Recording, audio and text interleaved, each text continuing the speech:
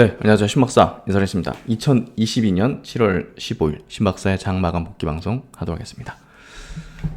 오늘 시장은 좀 혼조죠. 네, 코스피는 좀 상승, 코스닥은 약세 마감했고요. 하락 종목 수가 압도적으로 많았죠. 그래서 오늘 상승의 기운보다는 삼성전자 하이닉스 정도 오르는 그런 장세였다 보면 될 것 같은데요. 오늘 아시아권 증시에서도 대만 증시 정도 좀 강세였던 것 같고, 그만큼 반도체 중심, 특히나 이제 TSMC의 실적 발표와 함께 이제 3분기 전망치도 상향시키면서 반도체 업종에 대한 좀 우호적인 흐름을 좀 만들어낸 것 같고요. 한국 시장에서도 이 두 종목 중심으로 이제 수급이 들어왔고, 또 이제 지수를 좀 플러스로 만들게 되는데, 느낌이 좀 좋은 건 아니네요. 이 두 종목만으로 이제 움직였고, 또 이제 나머지 좋지 않은 어떤 부분들, 환율도 이제 13년 만에 최고치를 냈고, 한국은행의 비스텝과 더불어서 지금 글로벌적으로 이제 에너지의 어떤 대란, 위기 상황은 아직 극복되지 않은, 최근에 이제 유가가 좀 빠지긴 했지만, 그게 이제 추세적으로 빠진다는 어떤 시그널이 있는 건 아니죠. 공급단에 어떤 변화가 있어야 이제 시그널이 나올 수도 있는 부분인데, 아직 그런 부분은 없는 상황에서, 단순히 조정일 수도 있는 부분을 가지고서 조정을 보였다는 걸로 우리가 유가가 완전히 이제 내려앉았다 이렇게 좀 판단할 수는 없을 것 같습니다. 가장 이제 민감하게 반응한 또 환율 시장 자체가 달러 인덱스가 사상 이제 역대급으로 지금 올라가고 있는 상황에서는 어쨌든 글로벌적으로 불안하던 어떤 불확실성이 여전히 꺼지지 않는 형태가 좀 되고 있는 것 같습니다. 오늘 미국에선 또 미시건대 소비자 신뢰 지표가 또 발표가 되죠. 그래서 이게 6월달 CPI 발표도 더 중요합니다. 사실 연준 입장에서 금리 결정에 참고하는 이제 지표로서는 지난달 CPI보단 중요도가 높기 때문에 아마도 시장에서는 요거에 따라서 좀 변동성이 아마 나오지 않을까 싶은데요. 요게 이제 좀 좋게 나온다면 이제 급반등하는 흐름이 아마 나오게 될 것 같아요. 급반등하는 흐름이. 하지만 이제 소비 심리가 안 좋게 나온다면 다시 또 이제 뭐라고 표현해야 될까요? 1% 금리 올리는 거를 이제 그레이트 스텝 이렇게 표현할 수 있을 것 같은데, 그거에 대한 어떤 부분이 좀 떠오르겠죠. 그러면 시장은 좀 우려감을 좀 크게 가질 수 있는 분위기가 연출될 것 같은데, 일단 변동성이 나오기 전에 어떤 약간 전야 느낌, 위든 아래든 지금 강하게 칠 수 있는 그런 자리까지 전체적으로 좀 온 것 같아요. 지수 흐름 자체가. 그래서 일단 오늘 밤 내용이 아마 중요될 것 같고요. 그런 내용들 한번 같이 생각을 해보도록 하죠. 오늘 시장 정리해보도록 하겠습니다. 코스피 시장 0.37% 상승해서 2330포인트 마감했고요. 오늘 거래대금이 평소보다는 조금 늘었습니다. 7.2조인데요. 오늘 삼성전자 하이닉스에 대해서 외국인들이 좀 수급을 높이면서 그동안 올리지 않았던 수급이 들어오다 보니까 거래대금이 조금 늘었던 것 같아요. 하지만 이제 상승 종목 수가 250종목, 하락 종목 수가 600종목으로 약세 흐름이었다 보아야 될 것 같고요. 코스닥은 0.48% 빠졌습니다. 762포인트, 거래대금도 6조 수준, 그리고 상승 종목 수가 500여 종목에 하락 종목 수가 880종목. 그래서 약세 흐름이 월등히 좀 강했던 장세였고요. 오늘 코스피 시장에서 외국인은 삼성전자 하이닉스 중심의 순매수로 2600억 순매수예요. 기관은 2600억 순매도. 그리고 코스닥 쪽에서는 외국인 기관이 각각 1200억, 700억대 순매도 하면서 코스닥이 좀 하락을 좀 했죠. 오늘 선물 쪽은 장 초반에 만 계약 가까이 넘게, 넘게였죠. 만 계약 넘게 이제 순매도 했는데 조금 특이합니다.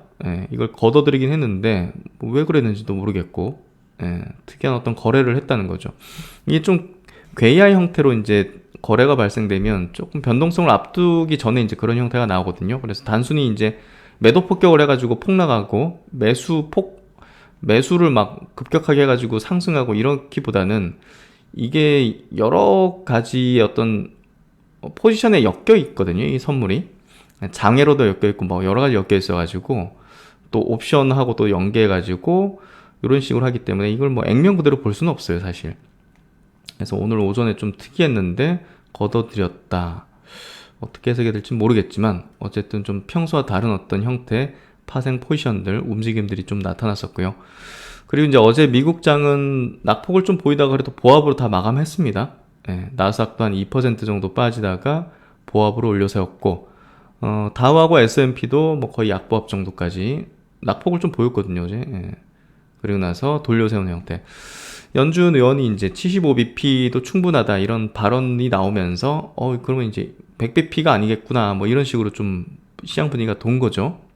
그래서 시장은 지금 100bp에는 하락으로 반응하고 75bp면 뭐 상승, 예, 뭐 이렇게 반응하는 그런 흐름이 좀 전개되고 있습니다. 그래서 그걸 좀 염두에 두면 될 것 같고, 오늘 이제 일본 증시는 0.5% 상승, 그리고 홍콩이 2%, 지금 오후에 좀 밀리네요. 2% 약세. 상해 증시도 1.6% 약세. 대만이 이제 그래도 반등이 나오면서 0.78% 상승으로 마감을 좀 해줬습니다. 오늘 코스피 코스닥 지수 차트는 그래도 이제 밑꼬리를 좀 그리면서 코스닥 좀 올라왔고, 코스피도 밑꼬리를 그리고 쭉 올라오면서 플러스로 이제 돌려졌다는 거. 근데 이제 21선을 좀 강하게 돌파해주는 게 필요한데 아직은 그렇진 않다는 거. 예, 그리고 이제 하방에 대한 압력, 압박이 아직은 이제 작용하고 있다는 거죠. 그래서 그런 부분에서 뭔가 좀 강한 반등이 나오지는 못하고 있는 게 뭔가 좀 확신을 주지 못하는 거죠. 여기가 딱 바닥이고 이제 턴한다 이렇게 좀 인식을 못 주는 거죠. 그런 게 어느 정도 좀 작용되면서 뭐 이렇게 형성돼야 여기서부터 이제 용기 있는 수급이 들어오거든요. 요 정도 돼야 이제 용기 있는 수급이 이제 들어옵니다. 이때는 이제 용기 있는 수급이 안 들어오죠. 잽니다. 쟤는 어떤 형태가 좀 전개되고 있는 것 같고, 코스닥도 이제 코스닥은 21선 위에 올라오긴 했지만 거래대금이 좀 붙진 않은 거죠.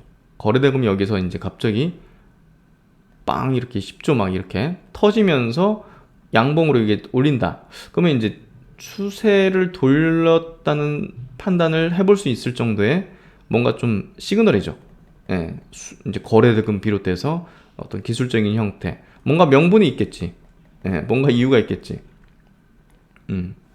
뭐 전쟁이 이제 뭐 마무리 매듭 지어지는 어떤 실마리가 확실히 좀 나온다든지, 유가의 공급이 확실히 벌어질 수 있는 뭐, 뭐 그런 게 나온다든지, 뭐 이런 것들이 이제 있으면 확실히 용기 있는 수급이 붙겠죠.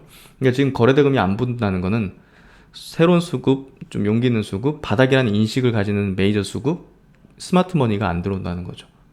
그래서 단순히 기술적 반등에 머무는 형태라는 걸 아직은 모든 이제 이 요건들이, 시그널들이 이제 주고 있다고 보면 될 것 같고요. WTI 유가가 이제 여기 중장기 이평선까지 지금 내려왔습니다. 요 정도 라인대까지 이제 가격 조정 정도 이제 받았다, 이렇게 좀 해석할 수 있는 부분이고, 천연가스 같은 경우도 이제 요 중장기 이평은 깨지 않으면서 계속 지지력을 받아대면서 뭐 아까 뭐 이따 보시겠지만 지금 유럽의 어떤 상황은 가스가 지금 굉장히 좀 부족한 상황으로 좀 치닫고 있다. 지금 유로 달러도 이제 계속 올라가고 있습니다. 유로와 약세인 거죠, 결국은. 원달러 환율도 마찬가지입니다. 이렇게 이제 달러 인덱스에 이제 기반해서 같이 이제 가는 개념으로서 움직임을 나타내고 있고요. 어쨌든 지금 이런 부분들이 종합적으로 좋진 않은 그런 상황을 좀 얘기를 해주고 있습니다. 오늘 시총 상위 종목별로 보면요, 오늘 뭐 삼성전자, 하이닉스 4%, 5%, 요거 빼고는 지금 나머지 삼성전기도 5.3% 상승, 요 정도 수준 정도고 나머지는 뭐 다 밀리는 대부분 형태였고요. 이 세 가지 종목은 뭐 하여튼 뭐 반도체에 대한 부분의 수급일 수도 있고요. 어쨌든 요걸 잡아놓고 다른 걸 조금 더 높은 가격에 패는 것일 수도 있고요. 과거로부터 이제 뭘 팔아야 되거나 하방에 대한 포지션을 잡을 때 이 두 종목을 가지고서 잡고 있으면서 나머지를 패는 경우가 좀 많았는데, 이번에 그런 거일 수도 있는 거고요.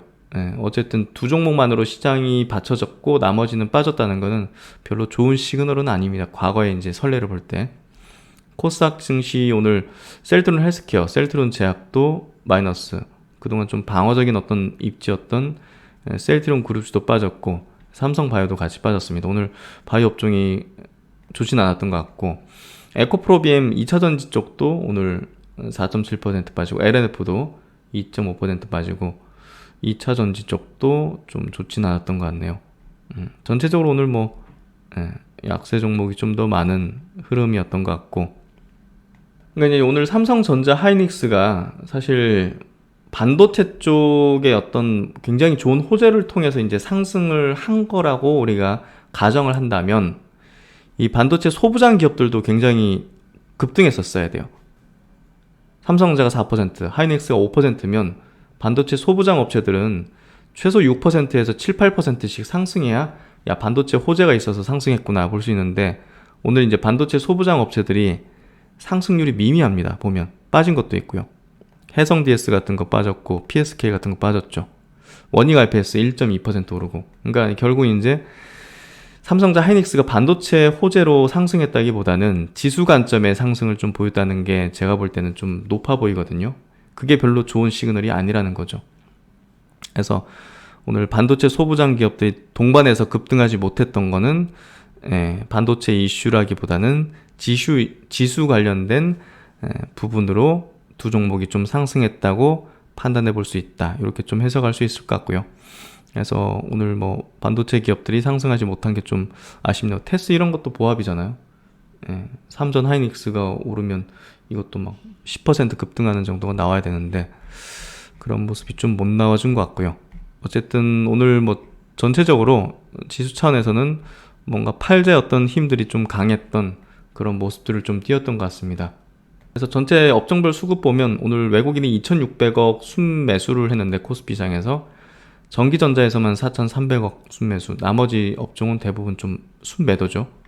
그래서 그런 형태가 전개됐고, 오늘 코스닥 쪽도 마찬가지로 골고루 그냥 순매도하는 그런 포지션을 좀 보였던 것 같습니다. 오늘 뭐 외국인 기관 동시 순매수 종목은 뭐 삼성전자 하이닉스 쪽이 삼성전자는 빠져있네요.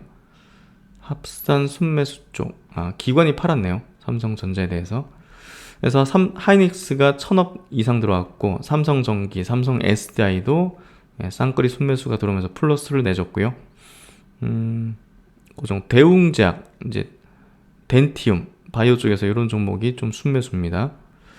그리고 코스닥 쪽 넘어가서는 에코프로가 1위고 나머지는 수급이 크진 않네요.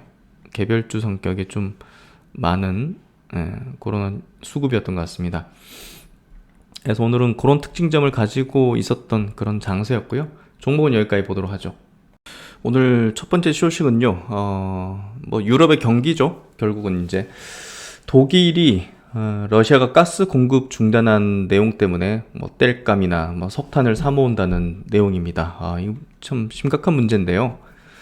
지금 이제 달러 인덱스가 이제 사상 최대 지금 막 올라가고 있는데, 특히나 이제 유로화에 대비해서 이제 달러 강세가 도드라지게 이제 높아지고 있어요. 그게 이제 왜 그러냐면 유럽의 경기가 굉장히 좀 안 좋아지고 있고, 안 좋아질 게 굉장히 급격하게 지금 안 좋아지고 있기 때문인데요. 미국이 이제 경기가 현재 시점에서는 나쁜 건 아니죠. 그리고 실업률도 굉장히 낮은 상태고, 결국은 이제 이 에너지의 어떤 충격, 이제 가장 취약한 그 지역 중에 하나가 이제 유럽입니다. 이제 뭐 사실 뭐 미국이 경제 성장률이 어느 정도 있는 편이지만 유럽 같은 경우는 성장률도 낮은데, 거기에 이제 뭐 실업률도 이제 뭐 그렇게 낮은 상태도 아닌데다 불구하고 지금 전력비가 이렇게 급증하는 부분들, 이런 것들은 경제에 치명적이죠. 그래서 결국 이제 또 코로나 재확산의 어떤 또 취약한 지역이 또 관광으로 또 상당한 어떤 경제를 일으키는 또 유럽 입장에서는 지금 뭐 진퇴양난입니다. 그래서 어떻게 보면 이제 이 사태가 가볍게 좀 생각되지 않는 부분이고, 유가라든지 천연가스 가격이 쉽게 이제 떨어지지 못하는 이유기도 합니다. 그래서 어쨌든 요거 굉장히 심각하고, 여기 이제 독일의 뭐 판매상들이 뭐 미치겠다. 뭐 지금 주문해도 9월에 배송한다. 그리고 이제 겨울을 나기 위해서 어느 정도 이제 비축을 해야 되는데 그 비축 물량이 턱없이 모자란 거죠. 그래서 가격이 20% 올라도 뭐 산다. 가격 얼마 줘도 지금 사겠다는 어떤 의향들을 보이기 때문에 이 에너지 가격이 쉽게 떨어질 수도 없고, 또 러시아로서는 가스를 가지고서 지금 뭐 밸브를 잠갔다 열었다 하면서 유럽의 어떤 목을 조이고 있는, 뭐 좀 뭐 정치적으로 해석해야 되겠죠. 정치적인 어떤 문제까지 지금 이제 빚어지고 있기 때문에 이걸 뭐 어떻게 예측할 수 없는 부분으로서 우리는 이 이제 어떻게 보면 이제 우리가 지금의 상황에 대해서는 뭐 낙관적으로 바라보고 싶어 하잖아요. 근데 이제 반대 방향의 시나리오도 같이 갖고 있어야 돼요. 이거는 굉장히 특수한 상황이 벌어진 거기 때문에 우리가 뭐 과거 이제 뭐 미중 무역 분쟁 때 야 저거 막 서로 이제 그 관세 폭탄 매기면서 야 저거 언제 끝나냐. 근데 이제 언젠간 끝나겠죠. 둘 다 경제가 파탄나는 방향으로 하진 않을 거니까. 근데 이제 이거는 모른다는 거죠.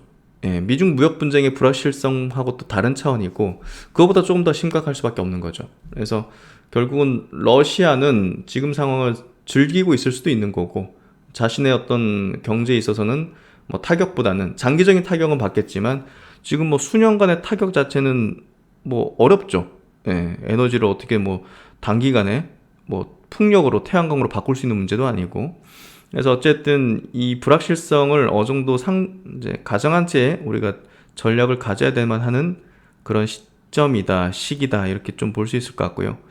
그래서 지금 상황에 대한 뭐랄까 너무 그 낙관적인 어떤 방향으로만 생각하는 것도 어떻게 보면 굉장히 좀 악수가 될 수 있다는 생각이 듭니다. 그만큼 이 에너지 문제 자체가 모든 걸 지금 뒤흔들고 있다는 건 뭐 확실해지고 있으니까요. 그래서 야 이거 생명줄이죠. 에너지라는 게 우리 뭐 생명입니다. 이게 거의. 그래서 어떻게 보면 참 뭐 악의적이기도 한데요. 러시아를 바라보는 어떤 입장에서는 이 부분이 참 심각하다는 걸 다시금 좀 인식할 수 있는 그런 기사였던 것 같고요.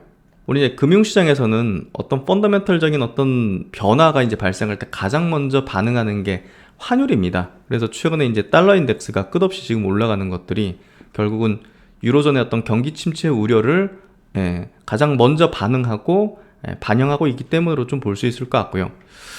이제 뉴스에서도 보면 중요한 점은 언제 달러와의 강세가 멈출 수 있는 것이냐. 이게 계속 이렇게 이뤄지면 신흥국에서 또 취약한 국가에서의 어떤 외화 유출이 이제 벌어지기 때문에 어디선가는 위기 상황이 발생할 수 있는 거죠. 우리가 이제 97년도 우리 외환위기 겪었지 않습니까? 태국에서 발생해가지고 옮겨 붙었는데 이게 도미노처럼 부실한 어떤 국가들에게 있어서는 만들어지거든요. 그래서 최근에 이제 우리 정부에서도 가계부채 문제가 심각하지 않습니까? 그러다 보니까 뭔가 이제 그걸 막기 위해서 지금 상황이 굉장히 심각하고 또 금리가 올라가는 어떤 상황에 있기 때문에 그걸 또 재정적으로 지원해주는 그런 어떤 정책들을 최근에 많이 내놓고 있죠.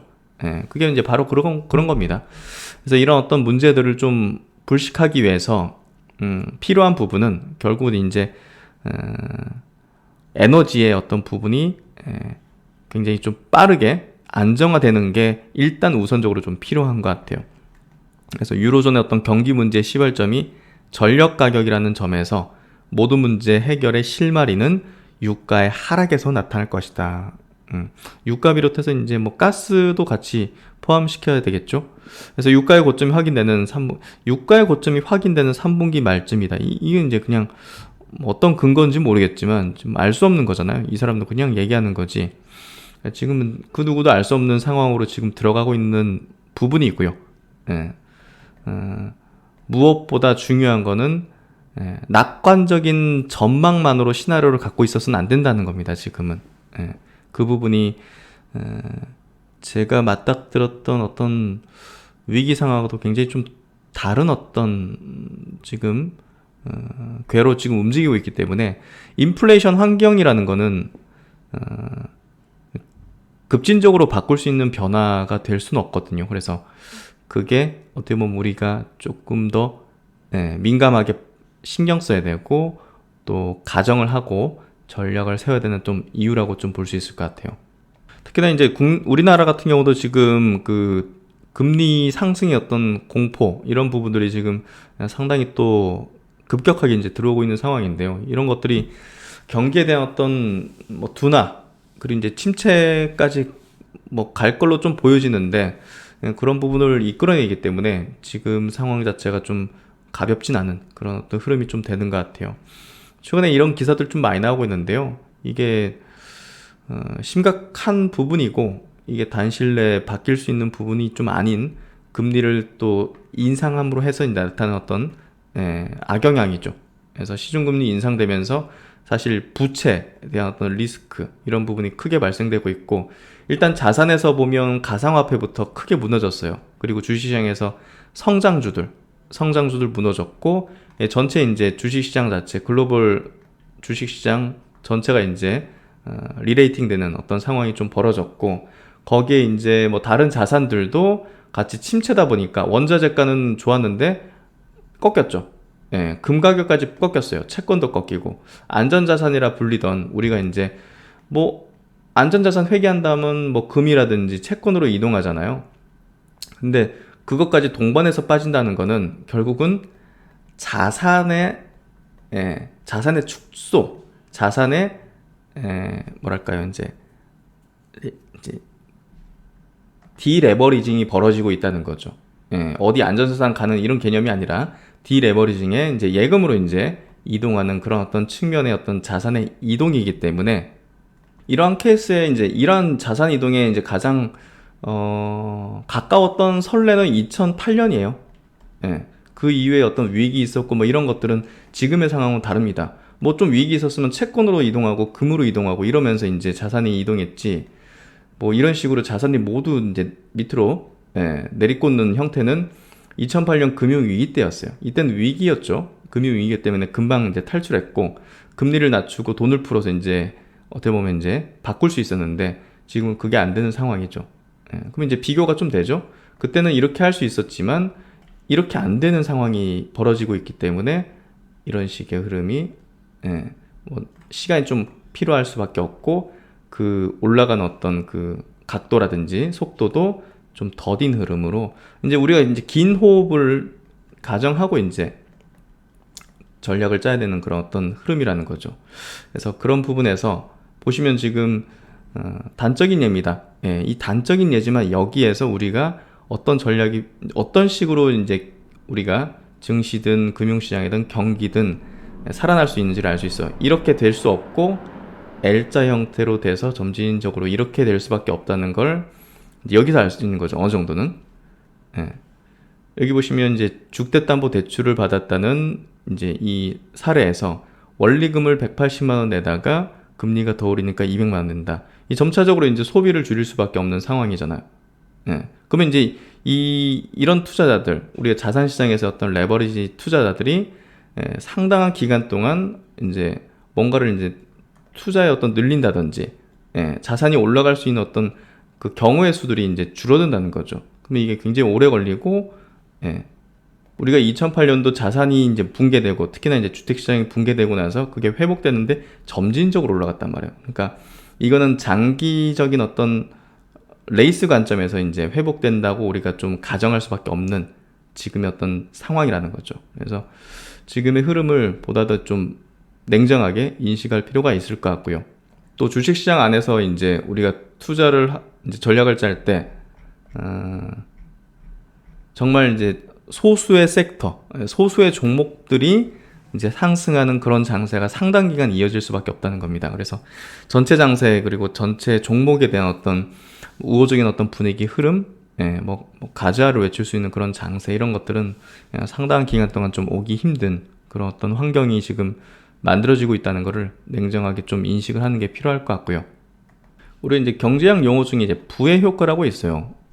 결국 이제 주식이나든지 어떤 자산의 가치가 증대될 경우 그 영향으로 소비가 늘어나는 효과, 주식이나 집, 뭐 가상자산 이런 것들이 갖고 있던 게 늘어나면 소비가 늘어나는 효과죠. 그래서 그게 이제 상당히 좀 많이 이뤄졌었는데 반대의 어떤 경우 수가 지금 발생되고 있다는 거죠. 그래서 여기에 더해서 또 인플레이션 상황이 쉽게 꺼지기 힘든 상황으로 가고 있다는 것을 가정해서 우리가 좀 바라다 봐야 될 것 같습니다. 그래서 이제 오늘 장 이렇게 좀 이슈 체크까지 마무리 졌는데요. 이번 주는 뭐 미국에서도 이제 금융주들 실적 발표였기 때문에 뭐 그 중요도가 좀 낮습니다. 근데 다음 주부터는 뭐 테슬라 비롯해 가지고 이제 시장에 좀 영향을 크게 미치는 기업들의 실적 발표가 이제 스타트 라인에 서기 때문에 어제 보면 이제 다음 주가 상당히 또 중요한 포인트, 또 이제 오늘 밤이죠. 또 소비자 신뢰 지수 발표가 또 중요한 포인트가 될 것 같습니다. 하여튼 뭐 이번 주 뭐 크게 이제 시장이 좀 밀리거나 하진 않았기 때문에 그래도 또 옆으로 기는 형태로 나쁘진 않았지만 일단은 조금 싸한 느낌이 오늘 흐름이 좀 전개된 것 같고요. 어느 정도 리스크 관리는 하면서 어쨌든 시장은 여전히 좀 불안정한 상황을 좀 이어가고 있다. 어쨌든 물가가 가장 핵심이잖아요. 물가 부분에 기인해서 모든 것들이 지금 벌어지고 있는 상황인데 그 물가에 대해서 좀 우호적으로 우리가 조금 생각할 수 있는 포인트들이 좀 나오면 참 좋겠네요. 그걸 어떻게 할 수가 없으니 참 어떻게 얘기하기 좀 어려운데요. 그렇기 때문에 지금은 이제 투자 전략에 있어서 우리가 어떤 단언을 할 수가 없다는 겁니다. 이렇게 될 거니까 우린 이렇게 좀 좋게 보고 이런 식으로 하기보다는 뭔가 인플레라는 상황을 조금 이제 전제 깔고 전략 짜는 게 제가 계속 강조드리지만 합리적이라는 거죠. 현 시점에서. 어쨌든 그 부분으로 좀 우리가 이제 전략들을 가져가는 게 필요하지 않겠는가 생각이 좀 됩니다. 네, 한 주 고생 많으셨고요. 신박사는 또 열심히 분석해서 다음 시간에 뵙도록 하겠습니다. 감사합니다.